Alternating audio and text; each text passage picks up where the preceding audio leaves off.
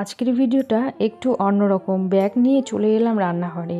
আর এর আগের দিন দেখো এই ভিডিওটা করেছিলাম, কিছুটা করে রেখেছি, তারপর আর ভিডিওটা কন্টিনিউ করতে পারিনি। তাই ভাবলাম চলো পরের দিন আবার শুরু করি। তো সকাল থেকে অঝোরে বৃষ্টি, বেলকনিতে জল দাঁড়িয়ে গেছে। তারপর রান্না, দুপুরবেলার খাওয়া দাওয়া সব কিছু কমপ্লিট করে এবার জিনিসপত্র নিয়ে চলে এলাম রান্নাঘরে। এর আগের দিন কিছুটা গুছিয়ে নিয়েছি, আর রান্নাঘরে যা যা বাকি ছিল সেগুলো আর গোছানো হয়নি। তোমরা তো দেখে বুঝতেই পারছো আজকে আমি আমাদের মান্থলি বাজারটা তোমাদের সঙ্গে শেয়ার করব। আর আজকে রসুন, পেঁয়াজ, আদা এই সব কিছুও নিয়ে এসেছে। তো এগুলো আমাদের মান্থলি নিয়ে আসে।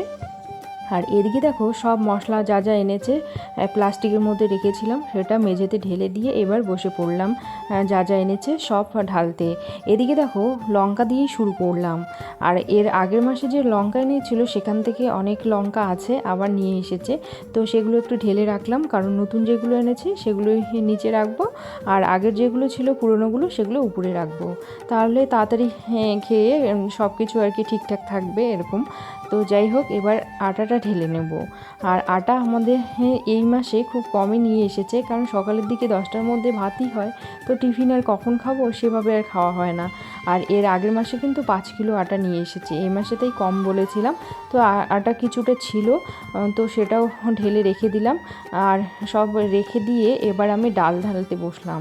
আর আমাদের না প্রত্যেক মাসেই অনেক ধরনের ডাল নিয়ে আসে, 5-6 রকমের ডাল। তো মুগ ডাল আর মুসুর ডালটা বেশি নিয়ে আসে।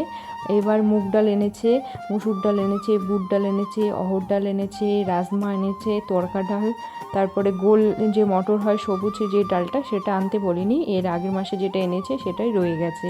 তো অড়হর ডাল পরিমাণে কম নিয়ে আসে, আর মুগ ডাল আর মুসুর ডাল এই দুটো ডালই আমাদের একটু বেশি নিয়ে আসা হয়। আর বুট ডালটাও ওই 1 কেজির মতো নিয়ে আসে এরকম। তো যাই হোক, সব কিছু এখন ভালো করে ঢেলে নিচ্ছি। আর এদিকে দেখো এই যে মুগ ডালের কথা বললাম, এই ডালটা কেন দেখালাম, এটা কিছুটা রয়ে গেছে, আর রাজমাটা এখানেই রেখে দিলাম। এই ডালগুলো মাঝে মাঝে খাওয়া হয়।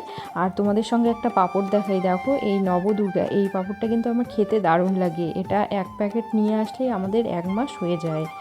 এদিকে কসুরি মেথি, বিস্কিট, তারপর চালের গুঁড়ো আর বেসন, এক্সট্রা যা যা ছিল, চিনি, আবার বিস্কিট, এই সব কিছু কিন্তু আমি এরকম একটা ডাব্বার মধ্যে রেখে দিলাম।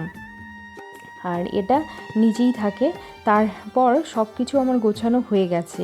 এবার যেটা যেখানে রাখি সেই জায়গাগুলোতে গুছিয়ে রাখছি। আর রান্নাঘরে কিন্তু আমার এই যে তাকের মতো এই জিনিসটা কাঠের, এটা ছিল না। এই 2-3 মাস আগেই বাবা এটা বানিয়ে দিয়েছে। তো যত জিনিস মানে রান্নাঘরে কোথায় রাখবো, তাই এটা বানানো হয়েছে। আর আমার মনে হয় জায়গা যত বেশি হয় জিনিসপত্রও তত বেশি হয়। আর এদিকে সোয়াবিন 2 ডাব্বার মতো রয়েই গেছে, তাই আর এ মাসে সোয়াবিন আনতে বলিনি। আর তেলটা একটু আমাদের বেশি পরিমাণে লাগে, যদিও তেল খাওয়া ভালো না, তবুও দেখতেই পাচ্ছ কতগুলো তেল আমাদের প্রত্যেক মাসেই লাগে। আর এদিকে একটা ফ্রিজের ব্যাগ ছিল, সেখানে আমি 5 ফোড়ন, হলুদ, এক্সট্রা কিছু মশলা আর কি রেখে দিলাম। আর কিছু কিছু মশলা আর কিছু কিছু ডাল হাতের নাগালেই রাখি। এই দেখো এখানে কিছু ডাল আমি আলাদা করে রেখে দিয়েছি, মুগ ডাল, মুসুর ডাল, মাসকলার ডাল, এই সব কিছু।